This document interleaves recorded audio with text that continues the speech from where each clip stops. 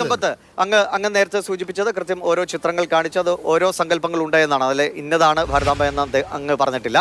ഒപ്പം ഇരുവരും സൂചിപ്പിച്ച നമ്മൾ ഒരു വിഷയത്തിൽ നിൽക്കുമ്പോൾ മറ്റൊരു കാര്യത്തെ ഇങ്ങനെ ഇടയ്ക്കിടെ സൂചിപ്പിക്കേണ്ടിയിരുന്നോ എന്നാണ്. അത് നിലവിലെ രാഷ്ട്രീയ സാഹചര്യങ്ങൾ, തിരഞ്ഞെടുപ്പ് ഒക്കെ അത് ലാക്കാക്കിക്കൊണ്ടാണോ എന്നാണ് ശ്രീ ജിൻഡോയും ശ്രീ ഉല്ലാസ് ബാബുവും നേരത്തെ ചോദ്യമായി ഉന്നയിച്ചത്. ദിവേഷ് മണി, സമ്പത്ത് എന്തു പറയണം എന്ന് സമ്പത്താണ് തീരുമാനിക്കേണ്ടത്. സമ്പത്ത് പ്രതിനിധാനം ചെയ്യുന്ന രാഷ്ട്രീയ പാർട്ടിയാണ് തീരുമാനിക്കേണ്ടത്. സമ്പത്തിനോടൊപ്പം ചർച്ചയിൽ പങ്കെടുക്കുന്ന ബഹുമാന്യ സുഹൃത്തുക്കളല്ല സമ്പത്ത് എന്തു പറയണം എന്ന്, എന്തു പറയാൻ പാടില്ല എന്ന് തീരുമാനിക്കേണ്ടത്. അത്രയ്ക്കുള്ള മിനിമം, ഏറ്റവും കുറഞ്ഞതായ അതിനുള്ള സ്വാതന്ത്ര്യവും എന്ന് ദയവായി സമ്മതിച്ചു തരാൻ അവരടക്കം. അല്ല, ഞാൻ പറയാത്ത കാര്യം പറഞ്ഞു എന്ന് അത്തരത്തിൽ ധരിപ്പിക്കുന്നതിനാണ് എങ്കിൽ ഇന്ത്യയുടെ ഈ ഭരണഘടന അങ്ങ് ഭേദഗതി ചെയ്ത് ഇന്ത്യയിലെ BJPക്കാർക്കും RSSകാർക്കും ഒരു പ്രത്യേക മൗലിക അവകാശമുണ്ട് എന്നും അത് നുണ സത്യമാണ് എന്ന് വിശ്വസിക്കാനും ആ നുണ പ്രചരിപ്പിക്കാനും ആ നുണയിൽ വിശ്വസിക്കാത്തവരെല്ലാം രാജ്യദ്രോഹികളായി മുദ്രകുത്താനും തങ്ങൾക്ക് അധികാരമുണ്ട് എന്നുകൂടി ഇന്ത്യയുടെ ഭരണഘടന ഭേദഗതി ചെയ്താൽ ഇങ്ങനെ നുണ പ്രചരിപ്പിക്കാനായി RSSകാർക്കും BJPക്കാർക്കും സംഘപരിവാറിൻ്റെ കിനാവള്ളിക്കരങ്ങൾക്കുമെല്ലാം അധികാരമുണ്ട് എന്ന് അവർക്ക് വിശ്വസിക്കാം. പക്ഷേ ഈ രാജ്യം അനുവദിച്ചു തരണം എന്നില്ല. ഒന്നാണ്. രണ്ടാമത്തെ കാര്യം, ഗവർണറുമായി ബന്ധപ്പെട്ട വിഷയത്തെ സംബന്ധിച്ചാണ്. നമ്മൾ ഒരുപാട് വാചക കസർത്തുകൾ നടത്തിയിട്ട് കാര്യമില്ല. ഇന്ത്യൻ ഭരണഘടനയിലെ അനുച്ഛേദം 152 മുതൽ 167 വരെയും അനുച്ഛേദം 213 അതിൽ ഈ സ്റ്റേറ്റ് എക്സിക്യൂട്ടീവ് എന്ന് പറയുന്ന ആ ഒരു ഭാഗത്ത് ഗവർണറെ സംബന്ധിച്ചുള്ള പല കാര്യങ്ങളും പറയുന്നുണ്ട്. ഗവർണറുടെ നിയമനം, ഗവർണറുടെ സത്യപ്രതിജ്ഞ, ഗവർണറുടെ ചുമതലകൾ, ഗവർണറുടെ ഇംപീച്ച്മെൻറ്റ്, പിന്നെ എപ്പോഴാണ് അതിങ്ങനെ ഈ during the pleasure of the president of Indian union അല്ലെങ്കിൽ മാറ്റി അത്തരത്തിൽ തിരിച്ചു വിളിക്കലോ ഒക്കെയുള്ള കാര്യങ്ങളെ സംബന്ധിച്ച് പറയുന്നു. ഇവിടുത്തെ ഒരു പ്രധാനപ്പെട്ട ചോദ്യം, ഗവർണർ ഭരണഘടനാ സ്ഥാപനമാണോ അല്ലയോ? ഗവർണർ ഭരണഘടനാ സ്ഥാപനമാണ്. ഭരണഘടനാ സ്ഥാപനം എന്നത് ഭരണഘടന അനുസരിച്ച് പ്രവർത്തിക്കേണ്ടതാണോ അതല്ല തന്നിഷ്ടപ്രകാരം പ്രവർത്തിക്കേണ്ടതാണോ? ഗവർണർ ഭരണഘടന അനുസരിച്ച് പ്രവർത്തിക്കേണ്ടതാണ്. ഇങ്ങനെയെല്ലാം ചെയ്യുമ്പോൾ ഒരു പൊതുപരിപാടിയിൽ ഇത്തരം കാര്യങ്ങൾ ചെയ്താൽ അത് ചെയ്യാൻ പാടില്ല എന്നും അത് നിയമവിരുദ്ധമാണ് എന്നും എഴുതപ്പെട്ടിട്ടില്ലാത്തടത്തോളം കാലം നിയമവിധേയമാണ് എന്നാരെങ്കിലും പറഞ്ഞാൽ, നിയമവിരുദ്ധം എന്നുള്ളതും ചട്ടവിരുദ്ധം എന്നുള്ളതും അല്ല വിഷയം. നമ്മൾ ഇത്തരം കാര്യങ്ങളിൽ ചില പ്രോട്ടോക്കോളുകളുണ്ട്. ആ പ്രോട്ടോക്കോളുകൾ അനുസരിച്ച് ഇത്തരം കാര്യങ്ങൾ ചെയ്യുമ്പോൾ ഇന്ത്യയുടെ രാഷ്ട്രപതിയോ നാളിതുവരെ ഇന്ത്യയുടെ ഏതെങ്കിലും ഗവർണർമാരോ അതല്ല ഏതെങ്കിലും മുഖ്യമന്ത്രിമാരോ ഒരിക്കലും ചെയ്തിട്ടില്ലാത്തതായ ഒരു കാര്യം ചെയ്യണം എന്ന് ശാഠ്യം പിടിക്കുകയും എന്ന് മാത്രമല്ല അച്ഛൻ പത്തായത്തിലുമില്ല എന്ന നിലയിലേക്ക് രാജ്ഭവൻ എന്തിനാ ഇങ്ങനെ ഉരുണ്ട് കളിക്കുന്നത്? മന്ത്രിമാരെ സംബന്ധിച്ചൊക്കെ പ്രതിപക്ഷത്തിന് പലതും പറയാം, ജിൻഡോയ്ക്കും പറയാം, അത് ഉല്ലാസ് ബാബുവിനും പറയാം. ഇത്തരം കാര്യങ്ങളെ സംബന്ധിച്ച് അവരുടേതായിട്ടുള്ള ക്രോധം, വൈരം, ദേഷ്യം, അതൃപ്തി, അസംതൃപ്തി, അതിൽ ഞാൻ അവരോട് സഹതപിക്കുകയല്ല, ഒന്നും ചെയ്യാൻ പറ്റില്ല. ഓർമ്മയില്ലേ ദിവേഷ് മണി, ഒരു ജനുവരി 30 കേരളത്തിലെ ഒരു പ്രധാനപ്പെട്ട താങ്കളുടെ അച്ചടി മാധ്യമത്തിൻ്റെ ഒരു സഹജീവി എഴുതിയതായ എഡിറ്റോറിയൽ ഓർമ്മയില്ലേ? മഹാത്മാഗാന്ധിയെ നമ്മൾ കൊന്നു എന്ന് എഡിറ്റോറിയൽ എഴുതി അത് വെച്ച് കൊണ്ടാടിയ ഒരു പത്രം കേരളത്തിൽ ഇപ്പോഴും ഉണ്ടല്ലോ, ഒരു പ്രധാനപ്പെട്ട പത്രം. മഹാത്മാഗാന്ധിയെ വെടിവെച്ച് കൊന്നതിൽ എൻ്റെ അപ്പൂപ്പനും എൻ്റെ അമ്മൂമ്മയ്ക്കും ഒന്നും പങ്കൊന്നുമില്ല. അവർക്കാർക്കും അത്തരത്തിൽ ഏതെങ്കിലും ഗൂഢാലോചനയിലും പങ്കൊന്നുമില്ല. താങ്കൾക്കോ ഈ ചർച്ചയിൽ പങ്കെടുക്കുന്നവർക്കോ ഒന്നും അങ്ങനെയില്ല. ആ പത്രത്തിൻ്റെ കുടുംബങ്ങളിലുള്ളവർക്ക് അതിൽ ആർക്കെങ്കിലും പങ്കുണ്ടെങ്കിൽ അത് നമ്മുടേതാകുന്നില്ല. ഇവിടുത്തെ വിഷയം എന്നുള്ളത് ഭരണഘടനാ ലംഘനം ഒരു സംസ്ഥാനത്തെയും ഗവർണറിൽ നിന്ന് മാത്രമല്ല, അങ്ങനെ ഭരണഘടന അനുസരിച്ച് തിരഞ്ഞെടുക്കപ്പെട്ടിട്ടുള്ള ജനപ്രതിനിധികളിൽ നിന്ന് പോലും ഉണ്ടാവാൻ പാടില്ല, ജഡ്ജിമാരിൽ നിന്നും ഉണ്ടാവാൻ പാടില്ല, എക്സിക്യൂട്ടീവിൽ നിന്ന്, ജുഡീഷ്യറിയിൽ നിന്ന്, ലെജിസ്ലേച്ചറിൽ നിന്ന് ഉണ്ടാവാൻ പാടില്ല.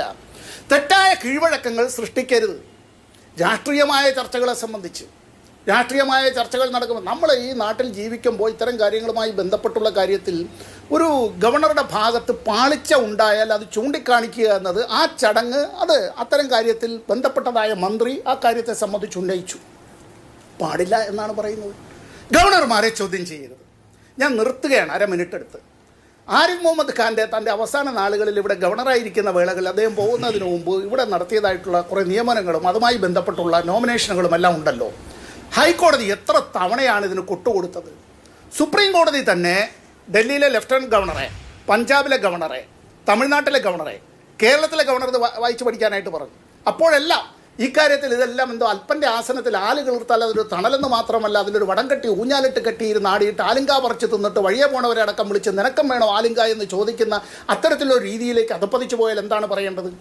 ഇത്തരത്തിൽ ഏതെങ്കിലും ഒരു ഹൈക്കോടതി ഉത്തരവ് ഏതെങ്കിലും ഒരു സംസ്ഥാനത്തെ മന്ത്രിക്കെതിരായി ഉണ്ടായാൽ മാതൃഭൂമി TV ഉൾപ്പെടെ അച്ചടി മാധ്യമങ്ങളും ദൃശ്യമാധ്യമങ്ങളും ശ്രവ്യമാധ്യമങ്ങളും എന്തായിരുന്നതിനെ കൊണ്ടു നടത്തുന്ന ആഘോഷം? എന്തേ ആരിഫ് മുഹമ്മദ് ഖാനെ പറ്റി ഒന്നും മിണ്ടിയില്ല? അത്തരം കാര്യങ്ങളെ സംബന്ധിച്ചൊന്നും മിണ്ടിയില്ലല്ലോ. ഇവിടെ ഇപ്പോൾ ഉണ്ടായിട്ടുള്ളത് രാജ്ഭവൻ ഒരു പാളിച്ചയാണ്. അത് സംഭവിച്ചത് ഒരു പിഴവാണ്. രണ്ട് തവണയാണ് ഇത്തരം കാര്യങ്ങളിൽ മാറ്റിയും തിരിച്ചും കൊടുത്തത്. ഞാനിപ്പോൾ എടുത്ത് കാണിക്കുന്നില്ല, കാരണം അത് നിങ്ങളുടെ എല്ലാം കയ്യിലൊക്കെ വന്നിട്ടുള്ള കാര്യമാണ്. ഇന്നലെ ഒരു ചർച്ചയിൽ ഞാനും ജിൻഡോയും പങ്കെടുത്തപ്പോഴത്തേക്ക് ഞാനത് അപ്പോൾ തന്നെ ഇത് കാണിക്കുകയും ചെയ്തു. ഞാനതിൻ്റെ സമയം അപഹരിക്കുന്നില്ല. ഞാൻ എന്തെങ്കിലും പറയുമ്പോൾ ഈ ചങ്ങാതിമാർ ഞാൻ ഇടപെട്ടു എന്നുള്ളതിനെ സംബന്ധിച്ചല്ല. ഇടപെട്ടത് വേറൊന്നും കൊണ്ടല്ല. ഞാൻ പറയാത്ത കാര്യങ്ങൾ പറഞ്ഞു എന്ന് അങ്ങനെ പറയുക എന്നത് ഒരു നല്ല പ്രവണതയല്ല. ഇവിടെ ഇപ്പോൾ രാഷ്ട്രീയമായ ഒരുപാട് ആരോപണങ്ങൾ പറഞ്ഞിട്ടുണ്ട്. ആ രാഷ്ട്രീയ ആരോപണത്തിനെല്ലാം മറുപടി പറയുകയല്ല എൻ്റെ ജോലി. ഞാൻ ഈ കാര്യത്തിൽ ഭരണഘടനാപരമായ പദവികൾ വഹിക്കുന്നവർ, ആ ചുമതലകൾ നിർവഹിക്കുന്നവർ അങ്ങനെ തന്നെയായിരിക്കണമെന്നുള്ളത്. ജസ്റ്റിസ് പി സദാശിവൻ ഗവർണറായിരുന്നു ഇല്ലേ കേരളത്തിൽ? സുപ്രീം കോടതിയുടെ ചീഫ് ജസ്റ്റിസ് ആയിരുന്ന മനുഷ്യൻ ഗവർണറായി കേരളത്തിൽ ഇരുന്നപ്പോൾ കേരളത്തിൽ ഭരണകക്ഷിക്ക്, പ്രതിപക്ഷത്തിന് അല്ല BJPക്ക് എന്ത് പരാതി? ഒരു പരാതി ഉണ്ടായിരുന്നില്ലല്ലോ. ആരാണ് അദ്ദേഹത്തെ കേരളത്തിലേക്ക് ഗവർണറായി അയച്ചത്? ആഭ്യന്തരമന്ത്രി കാര്യാലയത്തിൽ നിന്ന് മാത്രമല്ലേ ഫയൽ ഒറിജിനേറ്റ് ചെയ്യുള്ളൂ? സംശയം ഉണ്ടെങ്കിൽ ബസന്തിനോട് ഡൽഹിയിലൊന്ന് ചോദിച്ചു നോക്ക്. അപ്പോൾ ആ വന്നത് 5 കൊല്ലക്കാലം അദ്ദേഹം ഗവർണറായി ഇവിടെ തുടങ്ങി. ഒരു മാതൃക നമ്മുടെ മുന്നിലുണ്ട്. അതിനു മുമ്പ് കാലാവധി പൂർത്തിയാക്കിയവരും പൂർത്തിയാക്കാത്തവരുമായിട്ടുള്ള നിരവധി ഗവർണർമാരിവിടെ ഉണ്ടായിരുന്നു. ഇപ്പം എന്താ? ഇനി വരുന്ന ഒരാൾ അദ്ദേഹത്തിൻ്റെ രാഷ്ട്രീയം എന്ത് എന്നുള്ളതിനെ സംബന്ധിച്ച് RSSകാരനല്ല, BJPക്കാരനാണ്. ഇത് നമുക്ക് വരുന്ന ഒരു ഗവർണർക്ക് ഈ ഭരണഘടന അനുസരിച്ച് ഗവർണർ ഉണ്ടാവും. ആ ഗവർണറെ നിയമിക്കുന്നത് രാഷ്ട്രപതിയാണ്. പേരിന് വേണ്ടിയാണെങ്കിലും രാഷ്ട്രപതിയാണ്. ഉത്തരവ് അങ്ങനെയാണല്ലോ, വാറണ്ട് അവിടെ നിന്നാണല്ലോ കൊടുക്കുക, ഫ്രം ദ രാഷ്ട്രപതി ഭവൻ. അത് ഇന്ത്യ ഗവൺമെൻറ്റിൻ്റെ തീരുമാനം അനുസരിച്ചായിരിക്കുമല്ലോ. ആ ഗവർണറെ വാസ്തവത്തിൽ ഒരു സംസ്ഥാനം സ്വീകരിക്കുക, ആ ഗവർണർക്ക് ഉപദേശങ്ങൾ നൽകുക. ഉപദേശമെന്ന് ഭരണഘടനയിൽ പറഞ്ഞിട്ടുള്ളതാണ്. ഗവർണർ അത്തരത്തിൽ വഴികാട്ടിയായി, സഹായിയായി, അവരുടെ ഒപ്പം ആ സംസ്ഥാനത്തെ ജനതയുടെ അവരുടെ ഉന്നമനത്തിന് വേണ്ടി ആ സംസ്ഥാന സർക്കാരിൻ്റെ പ്രവർത്തനങ്ങൾക്ക് വേണ്ട മാർഗനിർദ്ദേശങ്ങൾ നൽകി അവിടെ അത്തരത്തിൽ പ്രവർത്തിക്കുക എന്നുള്ളതാണ്. അല്ലാതെ ഈ കുടില ചിന്തകളുടെ ഹസ്തിനപുരിയിലെ ശകുനിമാരായി മാറുകയല്ല ഗവർണർമാർ ചെയ്യേണ്ടത്. രാഷ്ട്രീയ അട്ടിമറിക്ക് കളമൊരുക്കലല്ല ഗവർണർമാർ ചെയ്യേണ്ടത്. രാഷ്ട്രീയ കുതിരക്കച്ചവടത്തിനായുള്ള കേന്ദ്രമായി മാറുകയല്ല പലയിടങ്ങളിലും ചെയ്ത പോലെ ഗവർണർമാർ ചെയ്യേണ്ടത്. ആ ഗവർണറായി വന്നിട്ടുള്ള ആളിനെല്ലാം രാഷ്ട്രീയം. ഒറ്റ സെക്കൻഡ്, തൻ്റെ ഫേസ്ബുക്ക് പോസ്റ്റുകളിൽ പലപ്പോഴായി വർഗീയത ചാലിച്ചതായിട്ടുള്ള എഴുത്തുകൾ നടത്തിയതായ മാന്യ വനിത മാത്രമല്ല, മാന്യരായ പുരുഷന്മാരും ഇന്ന് പല ഹൈക്കോടതികളിലും ജഡ്ജിമാരാണ്. അവർ ജഡ്ജിമാരായിരിക്കുന്നു എന്നുള്ളത് കൊണ്ട് അവരുടെ മുന്നിലേക്ക് അഭിഭാഷകരായിട്ടുള്ള അവരുടെ രാഷ്ട്രീയമായ മറുചേരിയിൽ നിൽക്കുന്ന ആളുകൾ അവരാരും വക്കാലത്തുമായി പോകാതിരിക്കുമോ? അതല്ല, അവരോട് മിലോഡ് എന്ന് അങ്ങനെ പറയേണ്ടതില്ല എന്നുള്ളതാണെങ്കിലും, യുവർ ലോർഡ്ഷിപ്പ് എന്ന് പറയേണ്ടതില്ല എങ്കിലും അങ്ങനെ അഭിസംബോധന ചെയ്യാതിരിക്കുമോ? ഇല്ലല്ലോ.